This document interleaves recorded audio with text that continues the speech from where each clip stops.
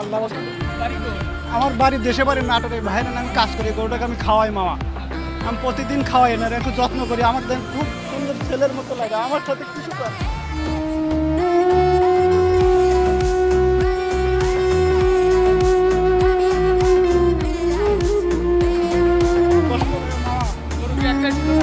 আরো আছে ছোট, এটাই বড় বাবা। কি খাওয়াতেন আপনি? এটা খাওয়াইতাম ঘাস টাস বা খেয়ার ভুসি এগুলা। আমার একটা বাছুর গরু, ছোট্ট বাছুর গরু থেকে এত বড় হয়েছে, আল্লাহ করাইছে। আর পালের গরু, কি পালের গরু মামা। আজকে যে নিয়ে যাচ্ছেন আপনি তো দেখি যে